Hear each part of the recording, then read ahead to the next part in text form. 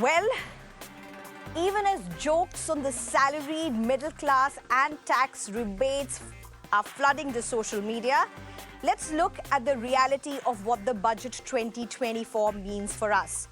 You and me, is it a hit or miss for the salaried and the middle class? Well, I'm being joined by the former finance minister, Mr. Chidambaram. In a short while from now, we'll let you know as soon as we have him. But let's also try and understand where we are right now.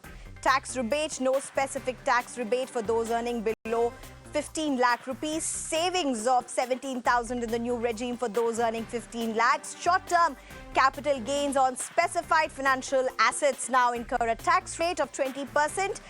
Up from the current 15%. Long-term capital gains and both financial, non-financial assets now carry a tax rate of 12.5, increase from the current 10%. I've run through this, but there is a lot to explain, particularly in the long-term capital gains and the short-term capital gains. We'll go into it point by point, particularly what it means for the real estate, as well as the middle class people who are earning their salaries. Is there anything in this budget for them?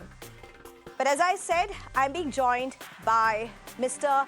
Chidambaram, the former finance minister. Let's go straight to him at this point. Do we have him? All right, there we have him. Thank you very much, sir, for joining us. Good evening. How would you look at this budget from the lens of the tax-paying middle class? Well, I'll tell them I'm sorry for you. There is virtually no relief to the middle class except the tax-paying middle class.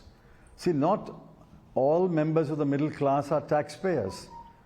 Those who are in the 0 to 20% tax bracket have got some relief. But nobody else has got relief. And those who are below the middle class, the lower middle class, the poorer sections, have been left to fend for themselves. They have been completely orphaned in this budget. Only a very small number in the tax-paying middle class has got some relief.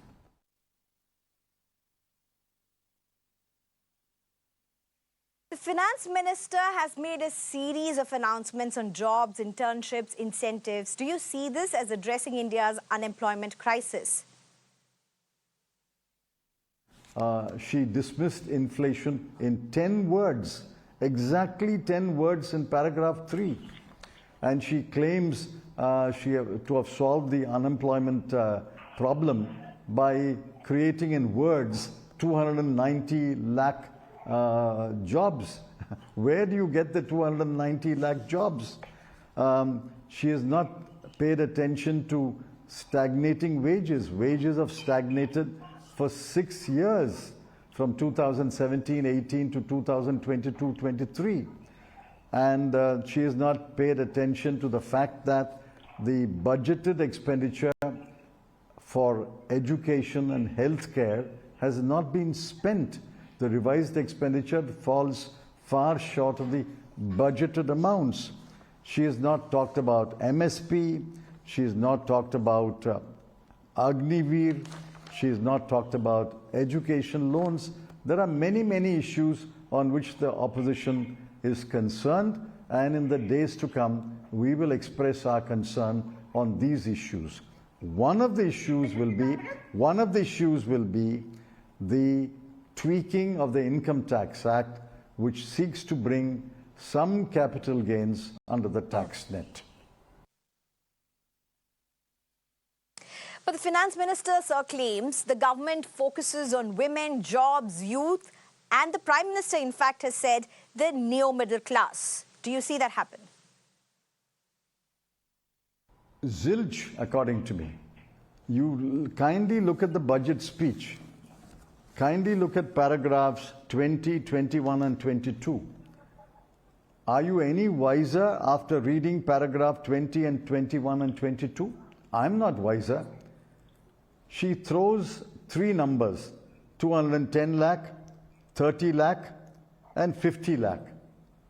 The arithmetical total is 290 lakh. But where are these jobs? What kind of jobs? Are they regular jobs? ILO definition, regular jobs. Will they be long-lasting jobs? Or will it be simply short-term jobs in order to get the incentive, and then the jobs will be axed? I want to know which are the firms, enterprises, or which are the classes of industries who have agreed to be roped into these schemes. What about the MSMEs? MSMEs don't give regular jobs because they give lower salaries and they are insecure jobs, but I concede that. But MSMEs are the biggest provider of jobs for low-skilled, low-education youth. So where has she mentioned MSME in paragraphs 20, 21 and 22? MSMEs are the biggest provider of jobs. The second biggest provider of jobs is the export sector. Where has she referred to the export sector and what are the incentives to the export sector to create jobs? Therefore, there is a serious, there's a big hole in her jobs agenda, and which we will explain and expose in the next few days.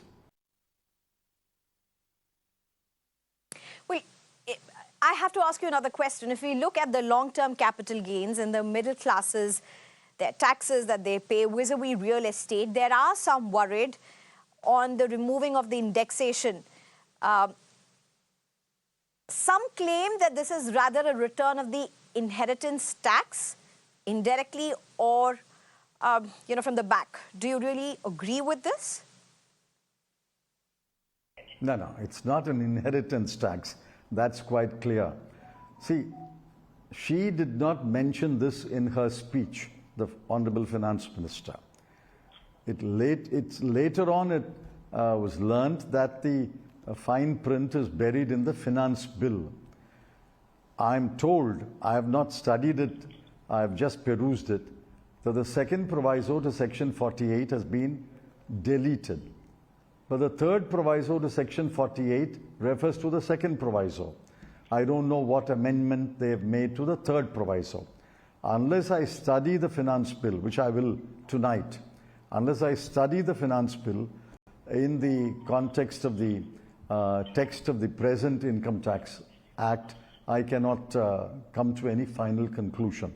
But it seems to me that they have taken away cost indexation for certain asset classes. Now, people choose one asset class or another asset class for a variety of reasons. Now, you can't steamroller them to prefer one asset class to another asset class. There are many reasons, many compulsions why people invest in real estate assets and houses, in land, or in securities, shares, debentures. You can't steamroller all of those investors into one channel. So we'll study it, but clearly if the real estate owners, the asset class of houses and land, the cost indexation has been taken away, it deprives them of legitimately earned income that is being taxed. Right.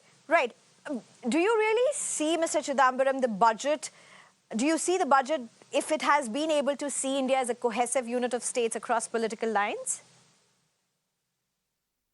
India is now divided into states which voted for the BJP or its allies, and the states which voted against the BJP or its allies. Andhra Pradesh and Bihar fall in the first category. Equally in the same category or near that category are Himachal, Uttarakhand, Assam, Odisha, or in the same category. The stepchildren, the children of the lesser god, if to borrow a literary expression, are Kerala, Tamil Nadu, Karnataka, Telangana, Bengal are all the less favored states. This is suicidal. A national government cannot divide India into states which voted for the government and the states which voted against the government. This is absurd. This is a dangerous thesis, and the sooner this thesis is exposed and buried, the better India will be, the better federalism will be. There's great anger. I can see the anger building up in states like Tamil Nadu. The Chief Minister of Tamil Nadu has already made a very strong statement that he will boycott some meeting which has been called. Therefore, I think this is a serious issue. Right. Thank you very much, Mr. Chidambaram, for joining us with your perspective and how you look at this budget. Thank you very much, Mr. Chidambaram.